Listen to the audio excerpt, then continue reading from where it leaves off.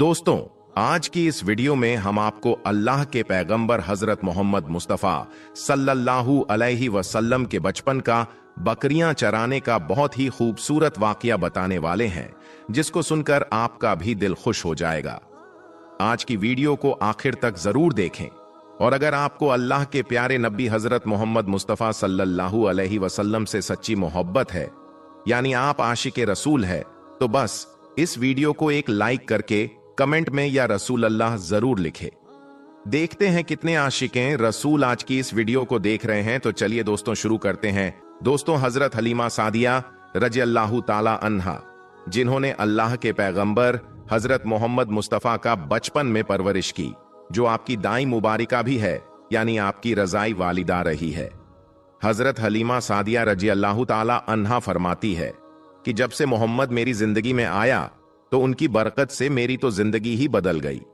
आपकी बरकतें इतनी थीं कि जिनको देखकर हमने मोहम्मद का नाम ही बरकत वाला बच्चा रख दिया। हजरत हलीमा सादिया रजी अल्लाह ताला अन्हा फरमाती है कि एक बार हमारे यहां पर सूखा पड़ गया, सबके जानवर भूख से मरने लगे, मगर जिस तरफ हमारे बच्चे बकरियों को लेकर जाते तो हमारी बकरियां खूब खाकर वापस आती, यानी कि हमारी बकरियां अच्छी तरह से पेट भरकर वापस आती। ये देखकर सारे गांव वाले अपने बच्चों को डांट कर कहने लगे कि जिस तरफ हलीमा सादिया की बकरियां चरने जाती हैं, वहां पर तुम लोग क्यों नहीं जाते हो। उसके बाद में गांव वालों के दूसरे बच्चे भी अपनी अपनी बकरियां लेकर हलीमा सादिया की बकरियों के साथ ले जाने लगे। अब सब लोगों की बकरियां साथ साथ चरने लगी, यानी कि हलीमा की बकरियां और गांव वालों की बकरियां साथ में चरने लगी। मगर ये देखकर गांव वाले हैरान रह गए कि सबकी बकरियां साथ में चर रही है, लेकिन हलीमा की बकरियों का पेट तो भर रहा है और बाकी की बकरियां भूखी रह रही हैं। ये देखकर हलीमा सादिया कहती है, ये सब बरकत अमीना के लाल की है, ये सारी बरकतें इस मोहम्मद की है। और यही नहीं, हजरत हलीमा सादिया रजी अल्लाह ताला अन्हा कहती है कि गांव में जब भी किसी की बकरी बीमार हो जाती तो गांव वाले उस बकरी को लेकर हमारे घर आते और मोहम्मद का नन्हा सा हाथ बीमार बकरी पर फेर देते तो वो बकरी फौरन ठीक हो जाती। और यही नहीं, अगर गांव में कोई बच्चा बीमार हो जाता तो उस बीमार बच्चे पर मोहम्मद का हाथ फेर देते तो वो बिल्कुल ठीक हो जाता। प्यारे दोस्तों, अल्लाह के पैगंबर हजरत मोहम्मद मुस्तफ़ा सल्लल्लाहु अलैहि वसल्लम जब हजरत हलीमा सादिया के पास में परवरिश पा रहे थे और जब आपकी उम्र मुबारक 3 साल की हो गई थी, तो एक दिन हलीमा सादिया की सगी बेटी अपनी मां से कहने लगी, यानी कि आप सल्लल्लाहु अलैहि वसल्लम की मुंह बोली बहन अपनी मां हलीमा सादिया से कहने लगी कि जब मैं बकरी चराने के लिए जाती हूं तो मेरा वहां पर भाई मोहम्मद के बगैर दिल नहीं लगता। ये मेरी मां, मेरा एक काम करो, जब मैं बकरियां चराने के लिए जाऊं तो मेरे भाई मोहम्मद को भी मेरे साथ में भेज देना।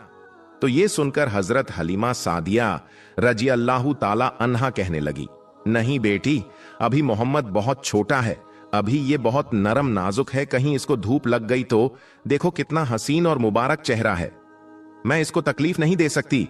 ये तो मेरा शहजादा है, अगर मोहम्मद के पांव में कोई पत्थर चुभ जाए, अगर जंगल में जाते हुए मोहम्मद के पैरों में कोई कांटा चुभ गया तो अभी ये बहुत छोटा है, इसीलिए मैं इसको तुम्हारे साथ जंगल में नहीं भेज सकती। जंगल में जानवर इसको तकलीफ पहुंचाएंगे, वो इसको मशक्कत में डाल देंगे। ये सुनकर हजरत हलीमा सादिया की बेटी कहने लगी, ऐ मां, तुम धूप की बात करती हो, जब मैं कभी भाई मोहम्मद के साथ में बाहर जाती हूं तो आसमान से बादल आकर हम पर साया करते हैं। और अम्मी जान, तुम जंगलों के जानवरों की बात करती हो तो सुनो, जंगल के जानवर भाई मोहम्मद के मुंह को चूमते हैं, जानवर तो उसको सजदा करते हैं। और यही नहीं, जब भी हम भाई मोहम्मद के साथ बकरियां चराने के लिए जाते हैं तो हमारे सब काम आसान हो जाते हैं, हमारी बकरियां भी इधर उधर नहीं जाती। जब हजरत हलीमा सादिया की बेटी बार बार इसरार करने लगी तो हजरत हलीमा सादिया ने इजाजत दे दी। उसके बाद दूसरे दिन अल्लाह के पैगंबर हजरत मोहम्मद मुस्तफ़ा सल्लल्लाहु अलैहि वसल्लम अपनी बहन और बकरियों के साथ जंगल में बकरियां चराने के लिए निकल पड़े। आसमान से एक बादल का टुकड़ा आप पर साया किए हुए था। इस तरह से 4-5 दिन आप सल्लल्लाहु अलैहि वसल्लम अपनी मुंह बोली बहन के साथ बकरियां चराने के लिए जाते रहे। एक दिन हजरत हलीमा सादिया रजी अल्लाह ताला अन्हा ने आप सल्लल्लाहु अलैहि वसल्लम को रोक दिया और कहने लगी, बेटे मोहम्मद, आज के बाद तुम बकरियां चराने के लिए नहीं जाओगे, क्योंकि अब मैं तुम्हें और तकलीफ नहीं दे सकती। ऐ मेरे बेटे, मुझे तुमसे बहुत मोहब्बत है। एक तो मुझे तुम्हारी ये दूरी बर्दाश्त नहीं होती, और दूसरी बात, तुम मेरे पास बहुत ही अजीज अमानत हो। इसीलिए आज से तुम बकरियां चराने के लिए नहीं जाओगे, तुम अब घर में ही रहोगे। इस तरह हजरत हलीमा सादिया ने पैगंबर हजरत मोहम्मद मुस्तफा सल्लल्लाहु अलैहि वसल्लम को बकरियां चराने से रोक दिया। फिर आप अपनी बहन के साथ जंगल में एक दिन नहीं गए, उसके बाद दूसरे दिन भी नहीं गए। इसी तरह से 3 दिन तक बकरियां चराने के लिए जंगल में नहीं गए। तो तीसरे दिन हजरत हलीमा सादिया रजी अल्लाह ताला अन्हा ने देखा कि उनकी बेटी रोती हुई उनके घर आई। ये देखकर दाई हलीमा ने पूछा, यह मेरी बेटी क्या हुआ, क्यों रो रही हो?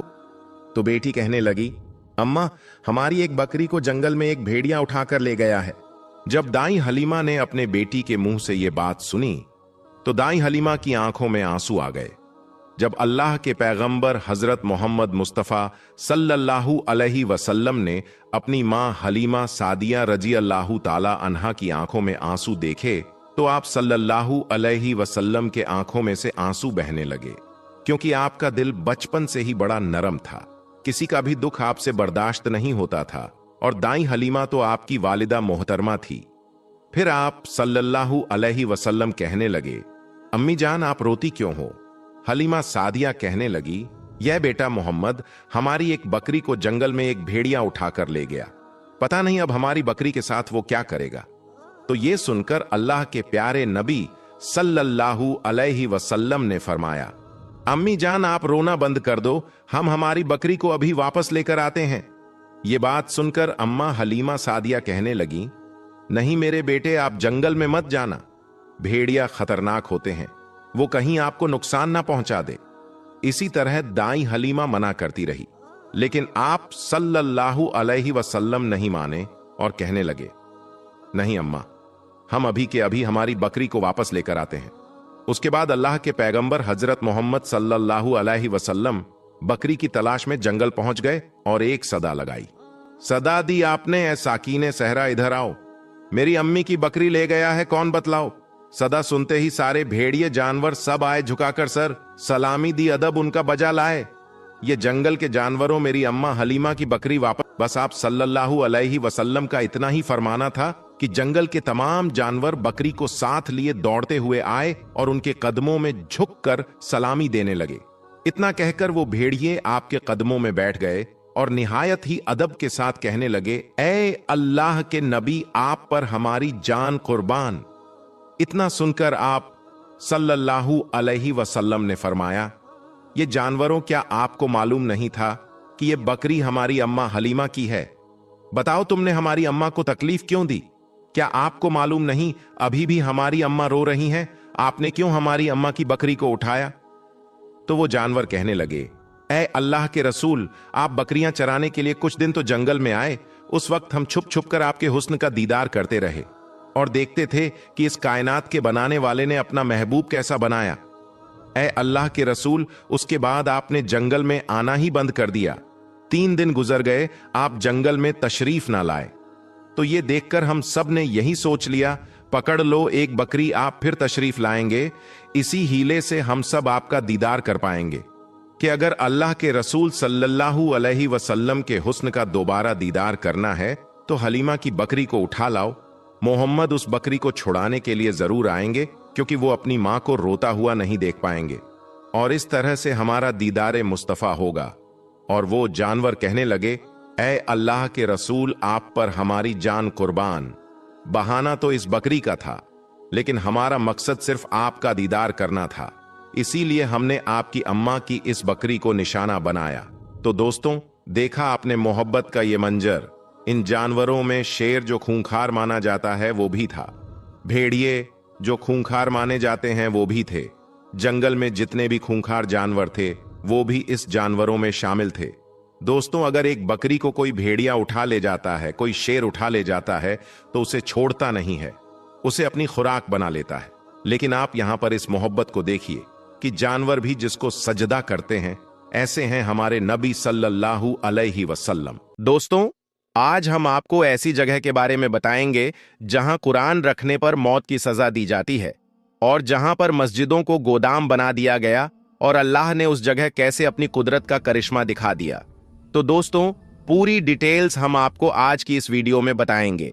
लेकिन उससे पहले अगर आपने हमारे इस YouTube चैनल को सब्सक्राइब नहीं किया तो अभी हमारे इस YouTube चैनल को सब्सक्राइब करते हुए बेल आइकन पर जरूर क्लिक कर दें ताकि इसी तरह की अपलोड होने वाली वीडियोस का नोटिफिकेशन सबसे पहले आप तक बर वक्त पहुंचता रहे।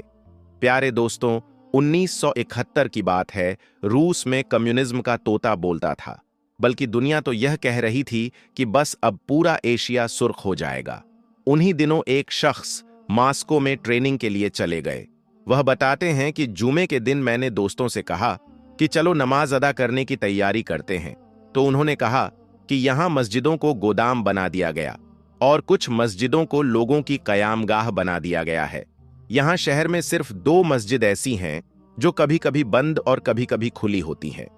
मैंने कहा कि आप मुझे मस्जिद का पता ही बता दें, मैं जुम्मे की नमाज अदा करने खुद ही वहां पर चला जाता हूं। उन दोस्तों से एड्रेस मालूम करके मैं वहां पहुंचा तो वह मस्जिद बंद थी। मस्जिद के पड़ोस में ही एक बंदे के पास मस्जिद की चाबी थी। मैंने उस आदमी को कहा कि मस्जिद का दरवाजा खोल दो, मुझे नमाज पढ़नी है। उसने कहा, दरवाजा तो मैं खोल दूंगा, लेकिन अगर आपको कोई नुकसान पहुंचा तो मैं जिम्मेदार नहीं रहूंगा। प्यारे दोस्तों, उस शख्स ने मस्जिद का दरवाजा खोला तो अंदर मस्जिद का माहौल बहुत खराब था। मैं जल्दी जल्दी सफाई की और मस्जिद की हालत अच्छी करने की कोशिश करने लगा। काम से फारिग होने के बाद मैंने बुलंद आवाज से अजान दी। अजान की आवाज सुनकर बूढ़े, बच्चे, औरत, जवान सब मस्जिद के दरवाजे पर जमा हो गए।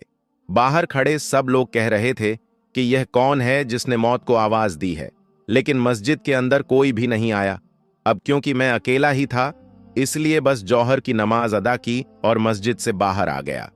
जब मैं जाने लगा तो लोग मुझे ऐसे देख रहे थे जैसे मैं नमाज अदा करके नहीं निकला, बल्कि कोई अनोखा काम करके बाहर निकला हूं। फिर तभी एक बच्चा मेरे पास आया और कहने लगा कि आप हमारे घर चाय पीने चलिए। उस बच्चे ने इतने अच्छे अंदाज से कहा कि मैं इनकार न कर सका। मैं उनके साथ उनके घर गया तो घर में तरह तरह के पकवान बन चुके थे। मेरे आने पर सब बहुत खुश दिखाई दे रहे थे। मैंने वहां खाना खाया, चाय पी। तो एक बच्चा जो मेरे साथ बैठा था, मैंने उससे पूछा कि आपको कुरान पाक पढ़ने आता है? बच्चे ने कहा, जी बिल्कुल आता है, बल्कि कुरान पाक तो हम सबको पढ़ना आता है।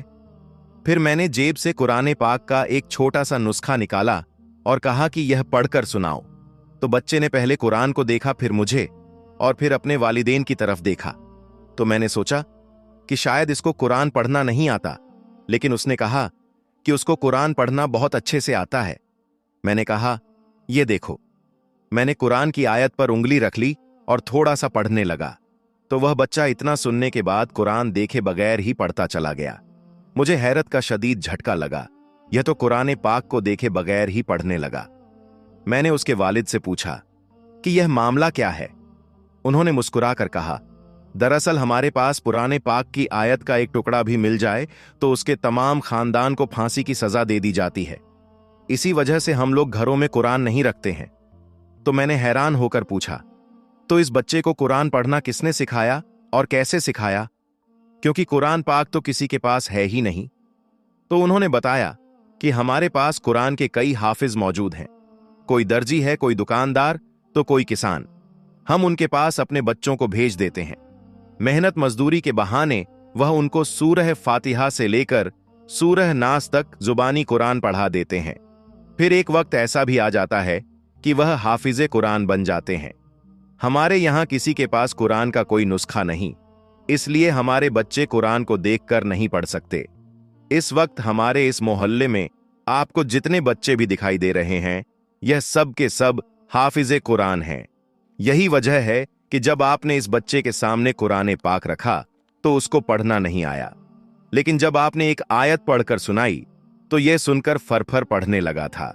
अगर आप इसको ना रोकते तो यह आपको तमाम कुरान ही पढ़कर सुना देता। उस नौजवान ने बताया कि मैं कुरान पाक के एक नहीं बल्कि हजारों मोजिजे देखे हैं। रशिया में जब कुरान पर पाबंदी लगाई गई थी और कुरान को बंद कर दिया गया था, तो इस समाज के हर बच्चे, बूढ़े, मर्द और औरत के सीने में कुरान महफूज हो चुका था। फिर मैं जब बाहर निकला तो कई बच्चे देखे और उनसे कुरान सुनने की फरमाइश की तो सब ने कुरान पढ़कर सुना दिया। मैंने अपने दिल में कहा कि तुमने कुरान रखने पर पाबंदी लगा दी, लेकिन जो कुरान सीनों में महफूज है उस पर तुम कभी पाबंदी ना लगा सकोगे। तब मुझे एहसास हुआ कि अल्लाह पाक के उस इरशाद का क्या मतलब है कि अल्लाह पाक ने फरमाया, बेशक यह कुरान हमने नाजिल फरमाया और बेशक हम ही इसकी हिफाजत करने वाले हैं।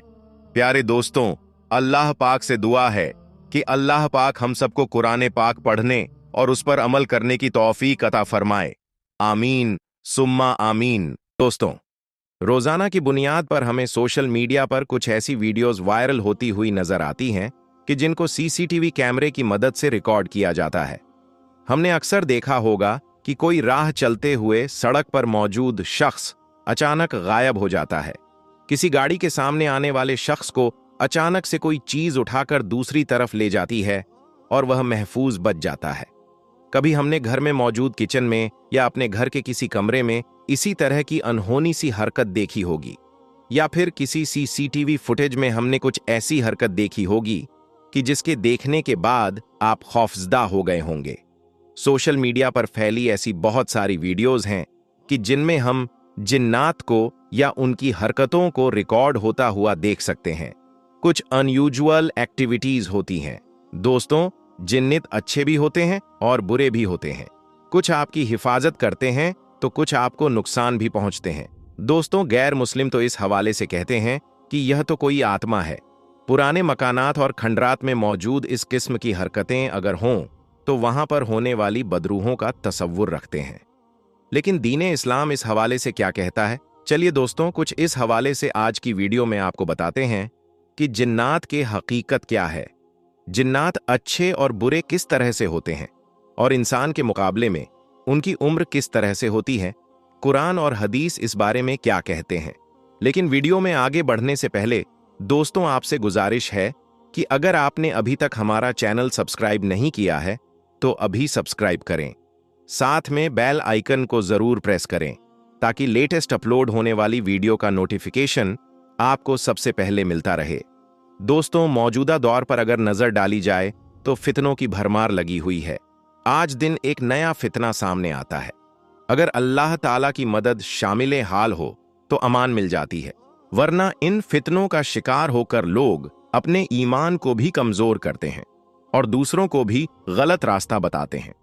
अल्लाह ताला ने अपनी कामिल कुदरत से बेशुमार मखलूकात पैदा की, लेकिन सिर्फ दो को इबादत का इख्तियार दिया, एक इंसान और दूसरा जिन्नात।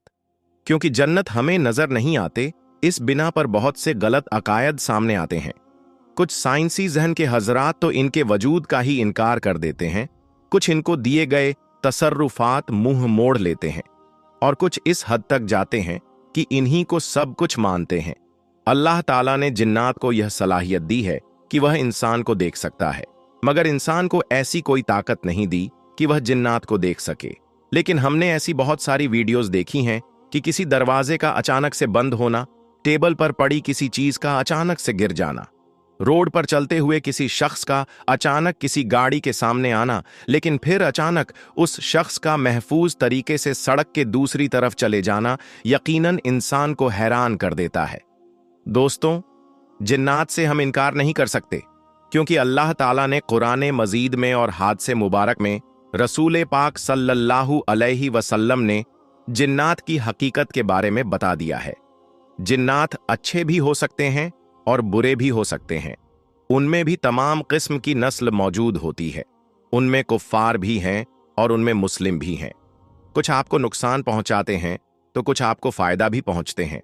कुरान करीम की सूरह जारियात में अल्लाह ताला फरमाते हैं, और मैंने जिन्न और आदमी इसलिए ही पैदा किए कि मेरी बंदगी करें। सूरह रहमान में अल्लाह ताला का फरमान है, और जिन्नात को पैदा फरमाया आग की लू यानी लपट से। इसी तरह हजरत आयशा सिद्दीका से मरवी है कि हुजूर पाक सल्लल्लाहु अलैहि वसल्लम ने फरमाया कि फरिश्तों को नूर से, जिन्नात को आग के शोलों से और सैयदना आदम अलैहिस्सलाम को मिट्टी से पैदा किया गया। आयात कुरानी और हदीस मुबारका से पता चला कि जिन्नात को आग से पैदा किया गया। हजरत इब्ने अब्बास रजियल्लाहु ताला अन्हु से रिवायत है कि हजरत आदम अलैहिस्सलाम की तख्लीक से 2000 साल पहले जमीन पर जिन्नात रहते थे। उन्होंने जमीन पर फसाद बर्पा किया और खून रेजी की। जब अल्लाह ने जमीन पर फरिश्तों के लश्कर भेजे जिन्होंने उन्हें मारा और समुद्री जजीरों की तरफ भगा दिया। जिस तरह आदम अलैहिस्सलाम तमाम इंसानों के बाप हैं, इसी तरह इब्लीस तमाम जिन्नात का बाप है। जिन्नात के खुराक में हड्डी और लीद के अलावा जिस चीज के खाने पर बिस्मिल्लाह ना पड़ी जाए, इसके अलावा लोबिया नामी एक सब्जी भी है जो कि बहुत सारे लोग शौक से खाते भी हैं। तो दोस्तों, आपको बताते चलें कि जिन्नात की गिजाएं हैं। जिन्नात अक्सर व बेशतर नजासत की जगह पर होते हैं, जैसे टॉयलेट, कचरे के ढेर और गुसलखाने वगैरह जो हैं, वहां पर यह रहते हैं। इसके अलावा जिन्नात टीलों, वादियों, बिलों, सुराखों, वैरानों में और इंसानों के साथ भी रहते हैं। चिकनाई वाले कपड़े और झाड़ियां में भी जिन्नात रहते हैं। अगर जिन्नात की एग्जाम के हवाले से बात की जाए तो अल्लामा बदरुद्दीन मोहम्मदी अहमद ऐनी बुखारी शरीफ की शरह अब्दुल कारी में जिन्नात अक्सर एग्जाम तहरीम करते हैं। इनमें पहली किस्म है हॉल की। ये सबसे ज्यादा खतरनाक और खबीस जिन्न है जो किसी से मानुस नहीं होता। जंगलात में रहता है, मुख्तलिफ शक्लें बदलता रहता है और रात के वक्त दिखाई देता है और तन्हा सफर करने वाले मुसाफिर को अमूमन दिखाई देता है जो उसे अपने जैसा इंसान समझ बैठता है। यह उस मुसाफिर को रास्ते से भटकाता है। दूसरी किस्म है साला। यह भी जंगलों में रहता है। जब यह किसी इंसान को देखता है तो उसके सामने नाचना शुरू कर देता है और चूहा बिल्ली का खेल खेलता है। तीसरी किस्म है गद्दार। यह मिस्र के आप पास वाले इलाकों और यमन में भी पाया जाता है। इसे देखते ही इंसान बेहोश होकर गिर जाता है। चौथी किस्म है वलिहान। यह वीरान समुद्री जजीरों में रहता है। इसकी शक्ल ऐसी है जैसे इंसान शतुरमुर्ग पर सवार होता है। जो इंसान जजीरों में जा पड़ते हैं यह उन्हें खा लेता है। पांचवी किस्म है मश्क। यह इंसान के आधे कद के बराबर होता है। देखने वाले इसे इंसान ही समझते हैं और यह सफर में जाहिर होता है। इसके अलावा बाज जिन्नात इंसानों से मानुस होते हैं और उन्हें तकलीफ नहीं पहुंचाते। बाज जिन्नात कुंवारी लड़कियों को उठा ले जाते हैं। बाज कुत्ते की शक्ल के होते हैं, बाज छिपकली की शक्ल में भी होते हैं। जिन्नात की शक्ल को अल्लाह ताला ने यह अदराक दिया है कि वह इंसानों को देख सके, लेकिन इंसानों को यह कमाल नहीं मिला कि वह जिन्नात को देख पाए। हाँ, जिन्नात अगर किसी और शक्ल में जाहिर हों तो फिर उस देखा जा सकता है। इमाम शाफी रहमतुल्लाह अलैह कहते हैं कि जो आदिल शख्स यह गुमान करे कि उसने जिनको देखा है असल शक्ल में, तो मैं उसकी गवाही को बातिल कर देता हूं। जिन्नात में मोमिनीन भी हैं जो कि नमाज भी पढ़ते हैं, रोज भी रखते हैं, हज भी करते हैं, तिलावत कुरान भी करते हैं। अगरचह इंसानों का इसका पता नहीं चलता, लेकिन यह तमाम बातें मुस्लिम जिन्नात में पाई जाती हैं। जिस तरह इंसानों में कुफ्फार मौजूद है, इसी तरह जिन्नात में भी कुफ्फार है। इसी तरह अच्छे और बुरे जिन्नात भी हैं, जिनमें तिलावत करने वाले जिन्नात, खौफे खुदा की वजह से जान से गुजरने वाले तहज्जुद गुजार जिन्नात, यहाँ तक कि काबा मुशर्रफ का तवाफ करने वाले नेक जिन्नात भी होते हैं। जहां तक बात की जाए जिन्नात की उम्र की, तो इनकी उम्र बहुत लंबी होती है। कुछ लोग इस अकीदे के मालिक हैं कि अल्लाह ने जिन्नात को कोई तसर्रुफ, कोई ताकत नहीं दी, और कुछ का कहना है कि जिन्नात बहुत ज्यादा ताकत मिली है। अल्लाह ताला ने जिन्नात को कितनी कुव्वत अता फरमाई, कुरान और हदीस और कुछ रिवायत से इस दिमागी खलिश को भी अपने दिमागों से दूर करने की कोशिश करें। तख्ते बिल्कीस जो 80 गज लंबा और 40 हाथ जोड़ा था। हजरत सुलेमान अलैहिस्सलाम ने बिल्कीस के कासिद और तोहफे ठुकराकर उसे मुसलमान होने का हुक्म भेजा और दरबार में हाजिरी को कहा। आप अलैहिस्सलाम की ख्वाहिश थी कि उससे पहले उसका तख्त आ जाए, इसलिए आपने अपने दरबारी से फरमाया, तुम में कौन है कि वह इस तख्त को मेरे पास ले आए इससे पहले कि वह मेरे हुजूर मदी होकर हाजिर हों। एक बड़ा खबीस जिन बोला, मैं वह तख्त आपके हुजूर हाजिर कर दूंगा इससे पहले कि आप इजलास बर्खास्त करें, और मैं बेशकीमत, कुव्वत और अमानतदार हूं।